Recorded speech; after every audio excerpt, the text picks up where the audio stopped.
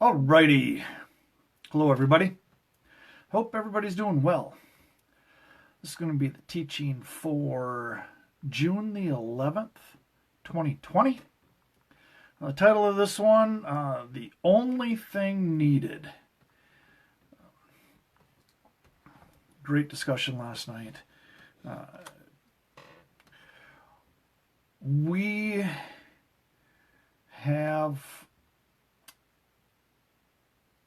always have really, really good talks. It's all, yeah, I just really love doing Wednesdays. And then I get to come here on Thursday and do this. Oh, what a blessing. The title of this one, right? The Only Thing Needed. Because I thought about that. It's like, all right, how do I title this one? This is actually, for the most part, what we talked about last night. So that's good.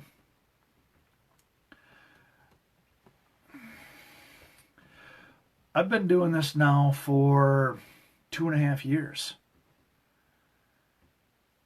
We have our group that meets at our house on Wednesday, and then I come here on Thursday, and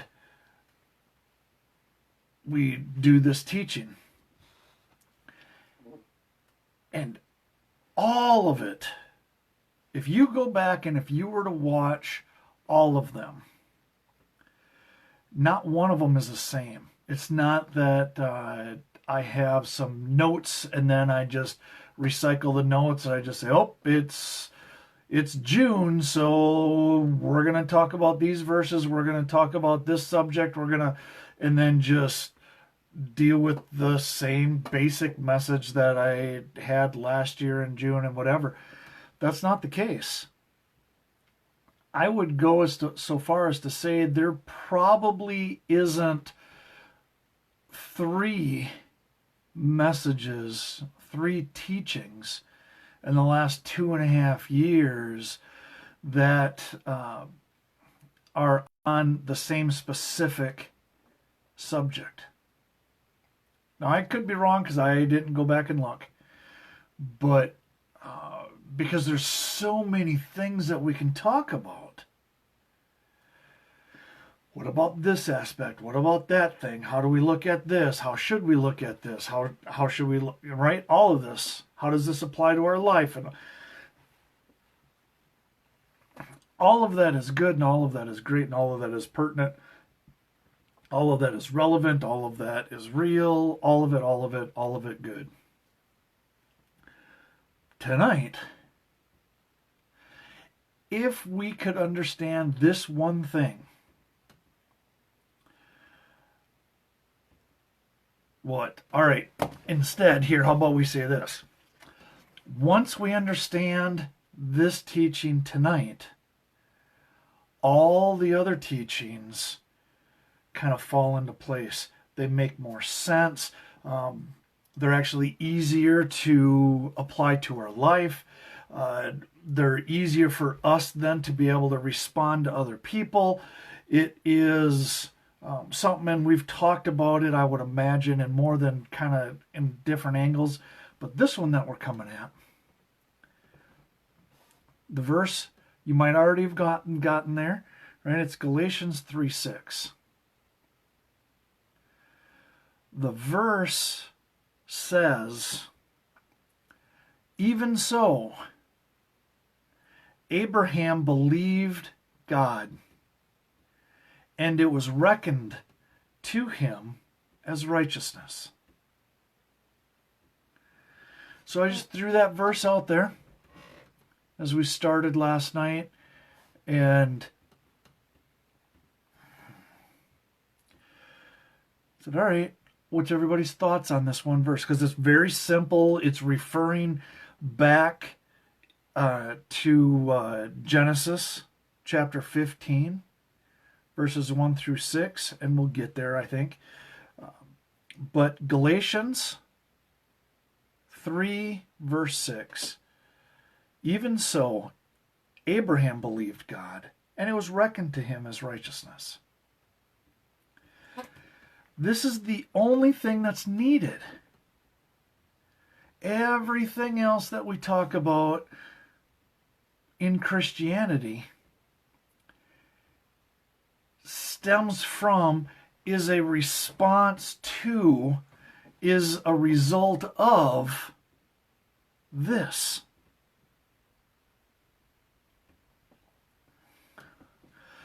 We kind of danced around it last night a little bit, pulling things here and there and looking at it. But when I was directed into this, when this was highlighted to me, it was, even so, Abraham believed God. And so then the question came to me, and maybe it's already come to you. The question is, believed what? And therein lies the key. Because they can say, yes, I believe, but we say, believe what? Well, Jesus is who he says he is. He's done what he says he's done. I get to have that in my life. We're one. He loves me. God is love. Whatever Christianese answer that you would like to apply to this. And in this case, right, because it's the same, Galatians 3:6, it also talks about it, Romans 4:3, James 2:23, is dealing with Abraham believed God. And as a result of that belief, God gave him righteousness for that belief. And righteousness, you could say a fast definition, an easy, right standing with God. You have a right standing with God. You're cleansed, all of that stuff, a right standing. Because if you have a right standing with the government, with the courts, you're not in trouble. You kept your nose clean, whatever it is, right? You paid off enough judges, however it is. You have a right standing. So you could take that as a simple definition of righteousness. So here, Abraham believed God. And it was reckoned to him as righteousness.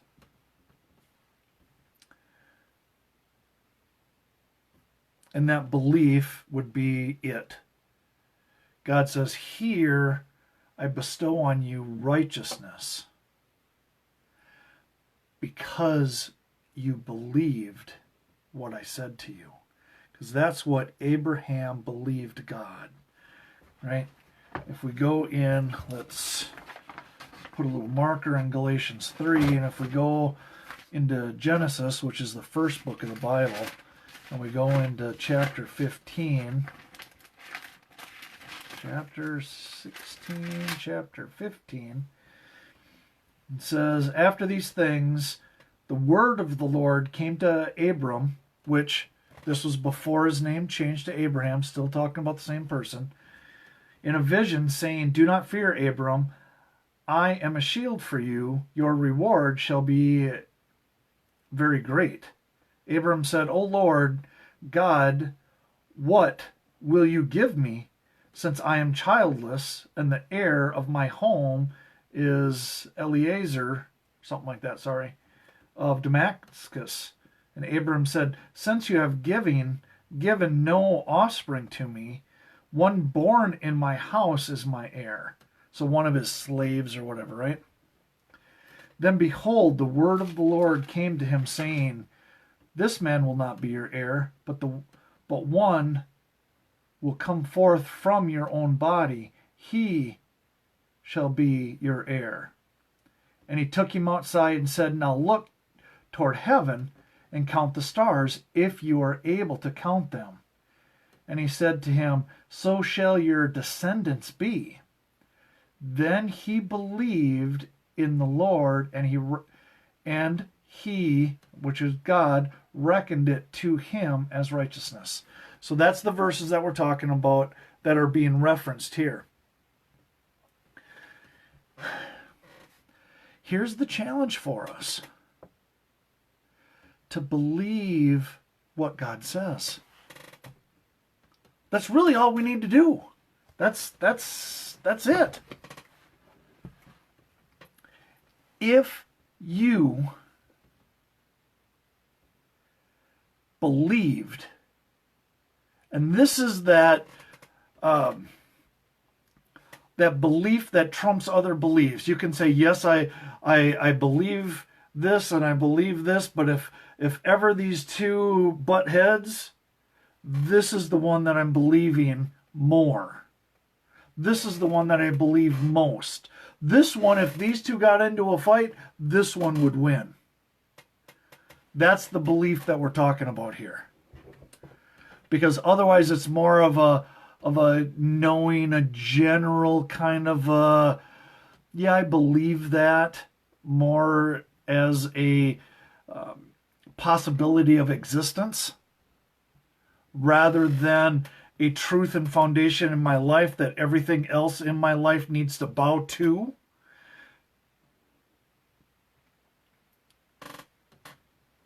Abraham believed what God said to him about him, who he is, what his life is to look like. That belief in what God told him is what then God said, I'm giving you righteousness. I am bestowing on you a right standing with me. And it has nothing to do with your actions and your behavior and you following these rules and you making sure that you don't do those rules and all. God says, I'm giving this righteousness to you because you believe what I say to you. You believe what I have said to you is who you are. And because of that, now you are righteous. That's so powerful. Because we get it screwed up in our heads and in our hearts, and we look at it and we say, oh, I need to do better with this. I need to do this less. I need to not do this. I need to do this more. I need to do all of this performance stuff in order to try to obtain the righteousness that God gives us as a free gift.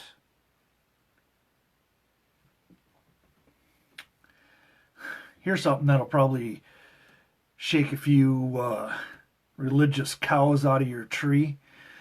I was talking with somebody. I said, all right, Todd, here's the deal.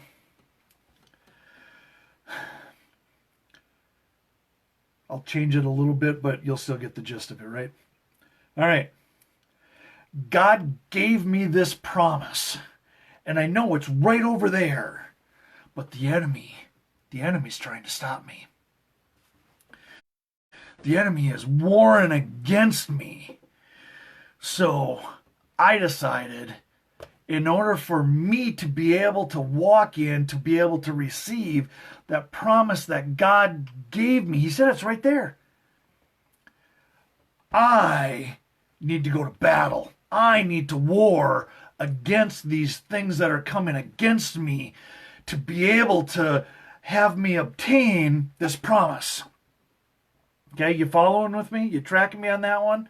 Right? You're standing here The thing that God promised you is right over there, and in between here and there is a whole bunch of stuff, a whole bunch of worldly stuff. And so then you go, you know what? We need to go to war. Where's my shield? Where's my sword? Make sure I got my helmet on. They start throwing bricks. They can hit my helmet instead of my head, right? You go, I need to take this ground because I need to be able to get whatever it was that God promised me. The devil's trying to stop me, and I'm warring against him. And you're quoting verses to back up your action, and you're taking ground, baby. Okay? So that was basically what was said to me. And they said, Todd, what do you think? What's your stance on that? And, you know, I think that the answer came straight from heaven, because I hadn't really thought about it in this way. And I said, okay, if that's what you're doing, right? So you said that's what you're doing. So, you know, this is what you're doing. You're here, and what God promised you that is yours is over there.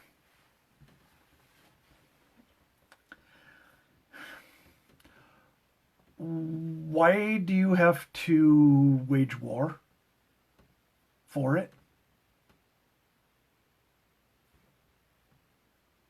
Well, because the enemy's trying to stop me from getting my blessing, and he's putting roadblocks in my way, and he's doing all of these things to be able to stop me from getting it, so I need to battle against those things to get it. It's like, okay, all right. So then what you're really saying then is the thing that God promised you really wasn't a promise, it was a reward for you doing good. Oh, can you hear the cows falling out of the trees? Shake that tree just a little bit more. Those religious cows.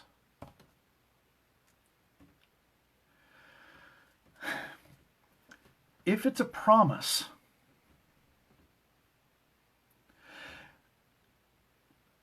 that God says to you, I'm not aware of works being attached to you receiving it. God says, this is yours. I give this to you.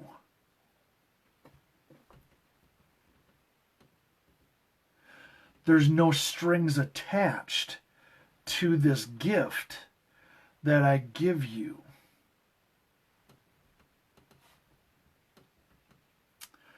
I promise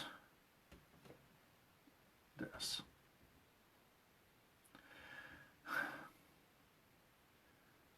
Whole lot different than, hey, here's the deal. If you can make it over there, then you'll be blessed because it was by your effort that you did it. Then you could say that you had some skin in the game too. You could say that you done good. You took care of business. Then it's like picking up your paycheck at the end of the week. You did your work, you got compensated. Whoop-de-doo.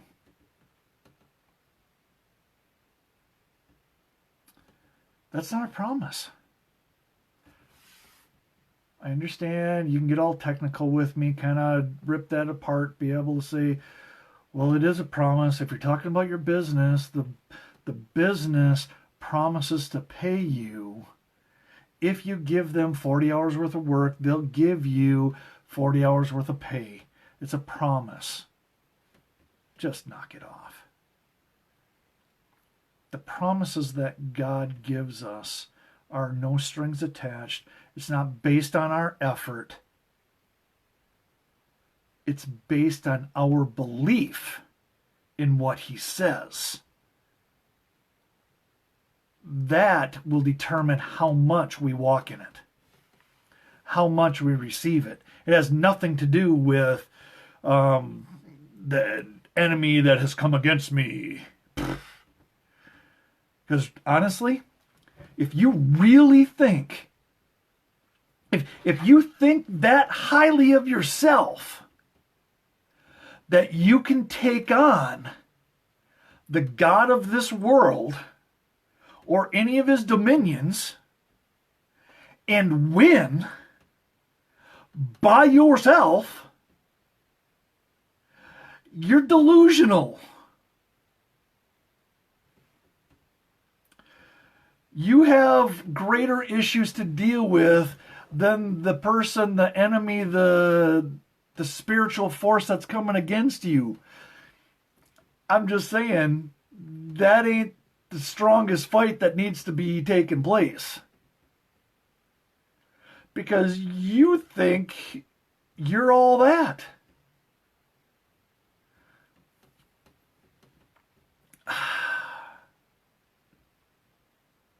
How about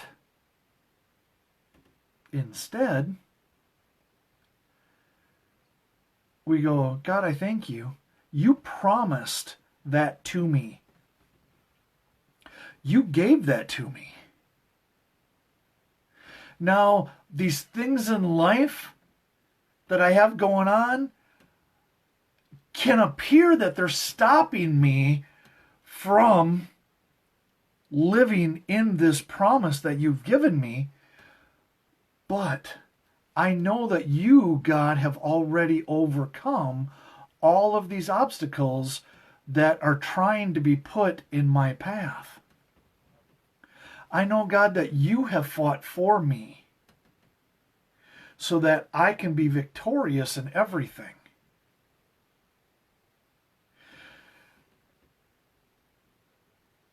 How do I battle when I only need, let's see. Oh, see, I couldn't see these before, and that's because they were slid over. So Bill and Eileen, hello. Mr. Mark Testerman, what a blessing, sir. Julie, thanks for tuning in. Dean, thanks for tuning in. Kevin, Bob Elrod. Oh, that's why I couldn't see who was coming in, if there was any messages. It was just slid off to the side. Same thing goes for nobody comes to me unless the Spirit draws them. If it was coming on our own without a touch of God drawing us, we could brag about that also. You're right, Bob. I mean, this is that standpoint, and there's verses, I don't have them right in front of me, but it says that God does it this way so that no man, no person, no human being will boast. Look at what I did. If you got that attitude, you still ain't where you should be. Because where you should be is in Him and Him in you. You are one with the Creator. We get that by believing what He says. This is all that's needed. It's not a works thing. We don't have to build up to it and for it to be able to obtain it. We don't need to have all of these things done and right in place and everything before. No! If you think that's the case, I would suggest going back and reading the Bible. And I would suggest opening it up to anywhere and reading about whoever it is that's on that page and seeing how screwed up they are. Screwed up with what they've done, what they're doing, and yet God still blesses them.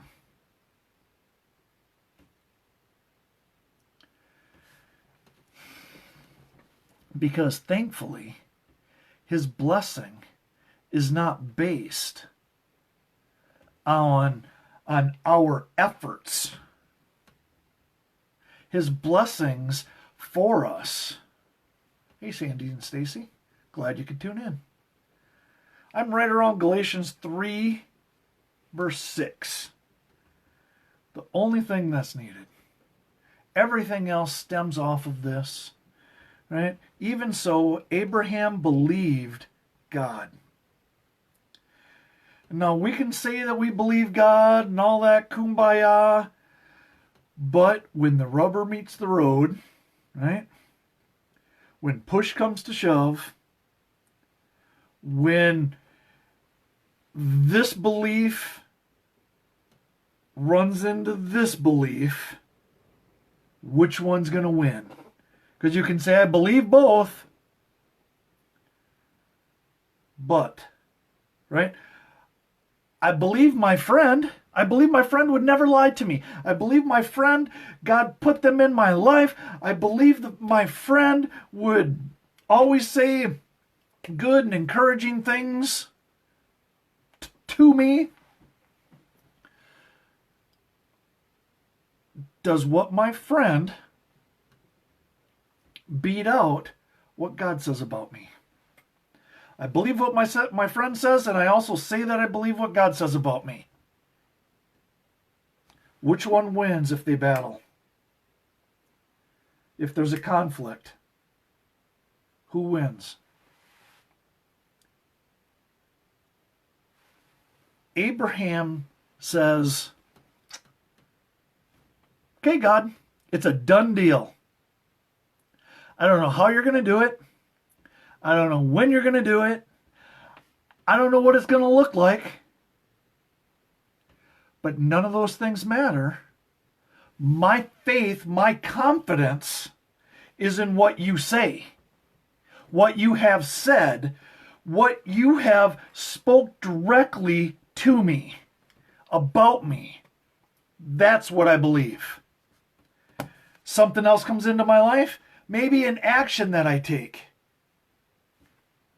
Maybe a thought that runs through my head. Maybe a voice that's actually out here that I think is in here is my thought, or it's a thought in my head when it's actually out here whispering into my ear. But do I take that and do I lift that up? Do I raise that up to a higher authority than what God says about me? Usually, if you're honest, the answer is yes, that's what you do. And that's usually where we get into trouble. And that's usually why we come up with this goofy stuff of saying, God promised me this, and it's right over there. And now I need to go to war, to battle, to get all of these enemies and all of this stuff that's between me and God's promise for me, to get it out of my life. I need to battle to take care of this. That's usually what that's where we head when we say anything else is above what God says. That's how it is. We only need this one thing, and it's to believe what God says about us. What has He done for you? What does that mean? What does your life look like, or should look like, if that were really the case? How would you interact with me or with another person? If what God said that he has done, we believe that he's actually done it. How would your interaction be with that other person? How would you look at yourself in the mirror? What thoughts would run through your mind about what type of person you are? See, the 2.5 years that we've been doing this, we've been talking about this. We've been laying this foundation of believe what he says about you. And it's not that you're a worthless piece of crap. You're this trash that should have been discarded a long time ago. That if you were stepped on, you're not even worthy to be scraped off the bottom of your shoe. Whatever, right? All of the goofy crazy that gets flowing through our ears, we can believe that. And is that what God says about us? No, it's not. Now you can get hung up and you can say, well, Todd, here, let's look at this and this and this. And this, God was pretty mad at these people and, he had, okay. I hear you. And you're right. You're spot on. For those who are not in Christ. Now we are one with Christ. Now we get to receive the blessings that would come. All right, little sidetrack. How different would your life be right now if you could have lived a perfect life? Treated everybody in your life the way that they should have been treated. Loved everybody in your life to the fullest. Did every task that you put your hand to the supreme. You always performed at 100%. If you could have done that up to this point in your life, in your opinion, do you think you would have more blessings in your life? Do you think that you would have more stuff? Because having more stuff, there isn't anything wrong with that. Do you think that you would have nicer neighbors, a nicer place to live, nicer family members, more caring relatives, whatever it is? If your answer is yes, and it really should be,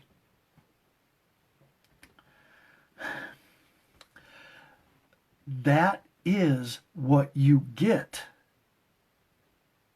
Because now it's no longer based on your efforts, but it's based on the one who was perfect.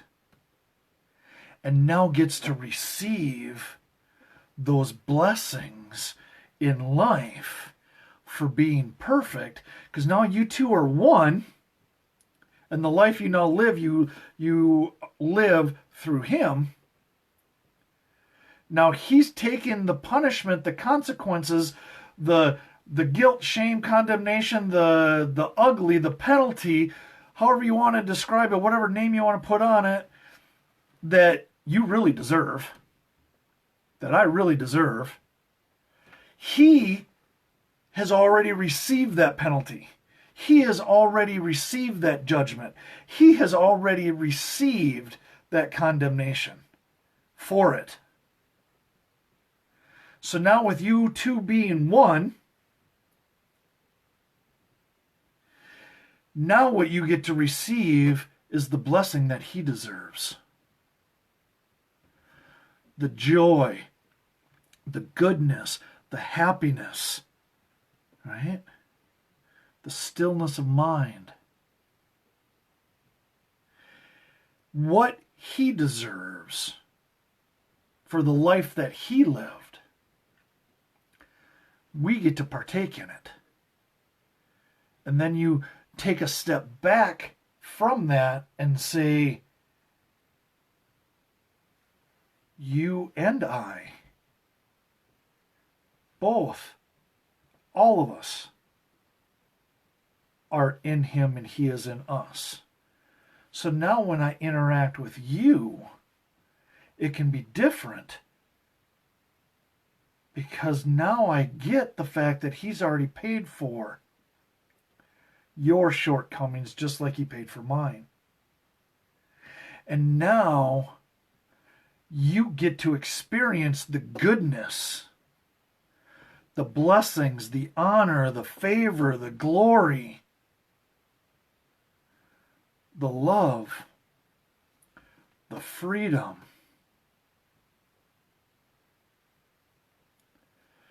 that he rightfully deserves. Because you're one with him, I'm one with him. We are one with him.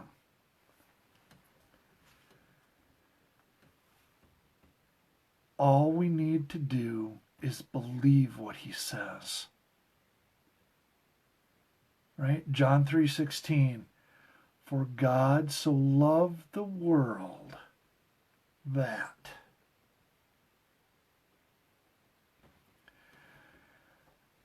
And again, you look at 1 Corinthians 13. You go there. Because more than likely, you probably kind of suck at understanding what love is. I'm just putting it out there, not beating you up. I'm not, hear my loving words towards you.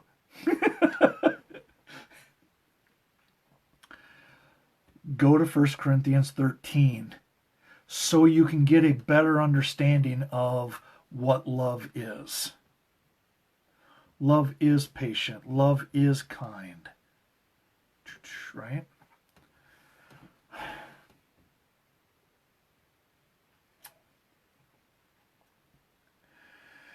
Because if you think that God is interacting with you in such a way that isn't patient, isn't kind, is boastful, is prideful, is trying to insert his own way of doing life into yours. All of those things are contrary to what he says. Not how we've defined the word love. It's not in the Greek, it's not in the Hebrew, it's not in the Webster's dictionary, it's not in the Strong's Concordance, it's not, no. Because God knows that we were going to screw this one up 7 ways from Sunday, just like we do just about everything else. So he's like, I'm going to spell this one out for him. It's the only word that I know of. It's the only thing that I'm aware of where he lists out, this is what I mean, what this is.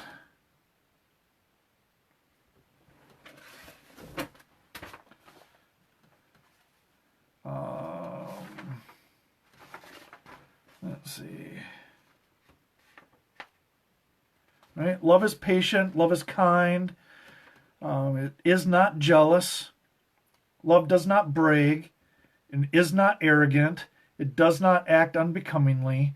It does not seek its own. It is not provoked. It does not take into account a wrong suffered. It does not rejoice in unrighteousness, but rejoices with the truth, bears all things, believes all things, hopes all things, endures all things. And 1 John 4:18 says, there is no fear in love. But perfect love casts out fear, because fear involves punishment. And the one who fears is not perfected in love.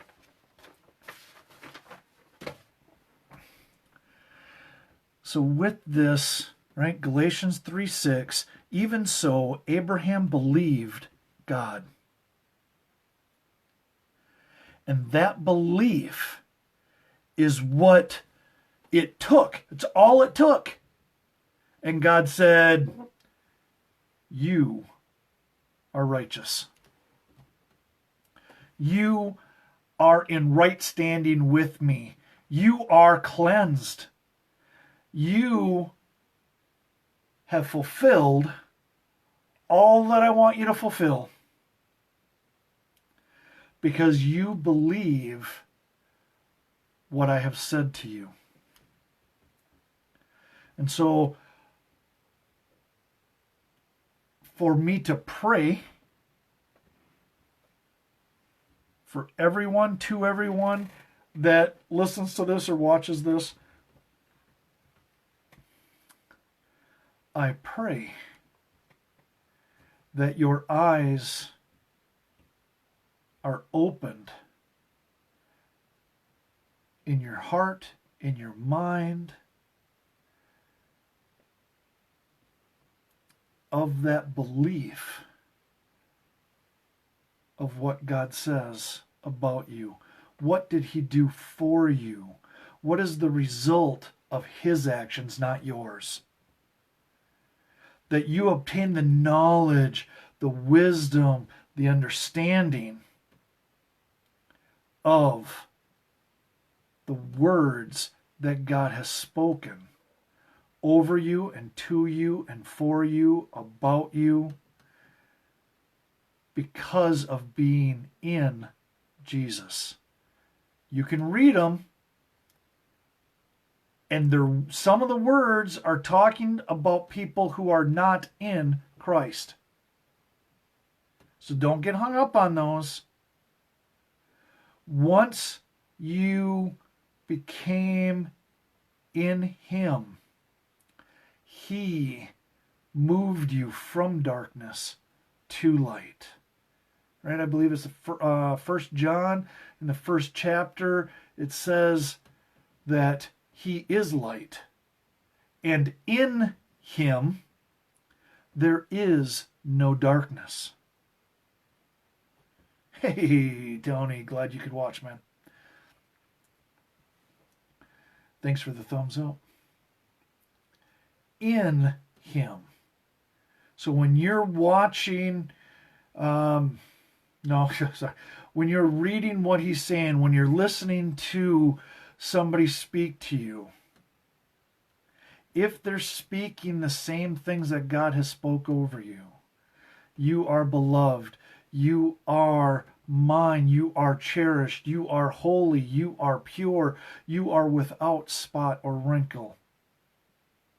You are righteous. You are a child, a co-heir, not just an heir, but an equal share co-heir with Christ.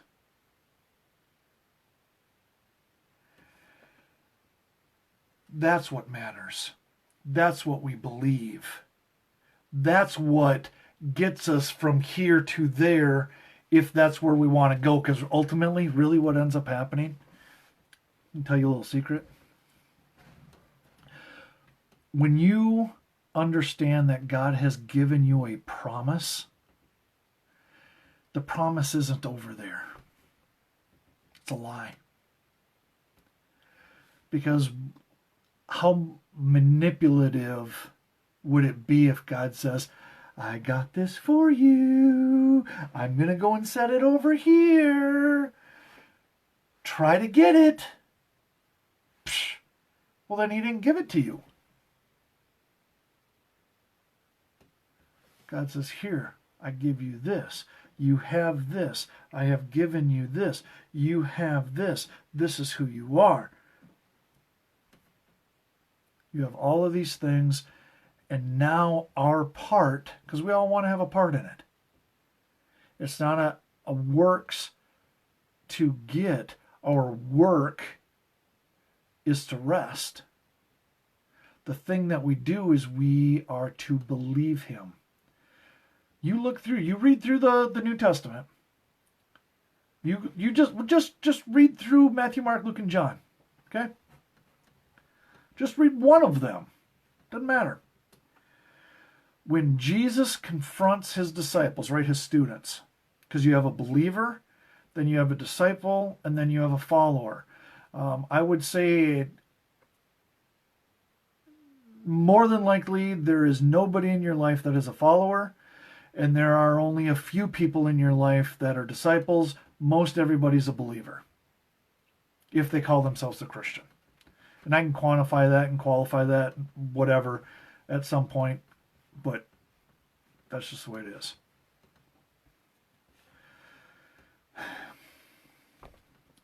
I lost where I was going, so apparently I need to wrap this up.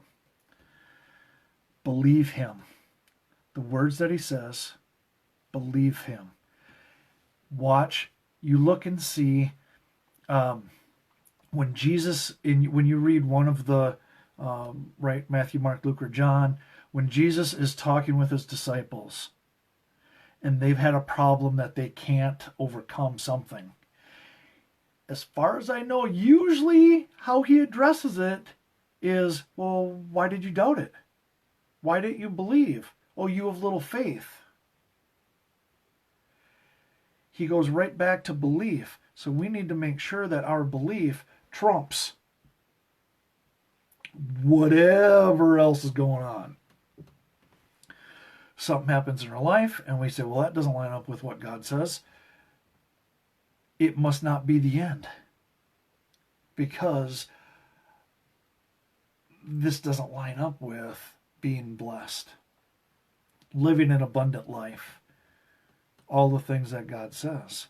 So this is trying to derail me. This is trying to take my belief and have me put more of my belief in this thing than what God says. And there ain't no way I'm doing it. God, I thank you that you have given me your strength to deal with this, because you've already dealt with it for me. Doesn't mean I'm lazy. It means my actions may very well be the same as if I wouldn't have had this attitude about it. But it's mentally a whole lot different going through something. Because I have to win. Now, winning might look different than what I thought. Not arguing that. But from my standpoint, God's already won. That's what he's told me. My job is to believe him. And from Abraham's standpoint, when he believed what God said to him, God then gave him that righteousness, gave him that right standing with God, not because of the actions, not because of the things that Abraham, right, same person, that he did and that he didn't do. Because that's how we're all tied up, is that we think that it's all based on doing and not doing, and that's just mucked up lies. He believed what God said to him. Period. So my prayer for you is that you believe what God says about you. More than what your eye sees, your ear hears, your mouth says, your thoughts think. More than all of that, than your feelings feel. More than all of that, your belief that overcomes all of that is what the goodness that God says about you. All right. I hope this has helped. I hope this has been an encouragement for you. Hopefully you can take this teaching and apply it directly to your life right now. That you can say, this makes sense. This fits. I am going to whatever. It's just hopefully this has been an encouragement for you for your life.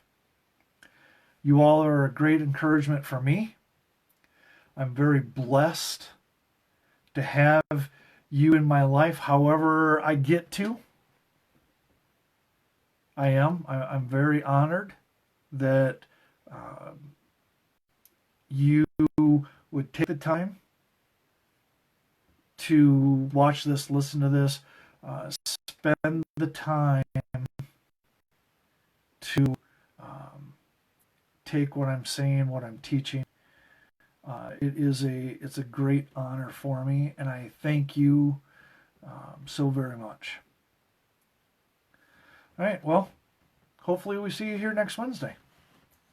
If not, I will be back Thursday, 7 o'clock is when I do this, and we'll go from there.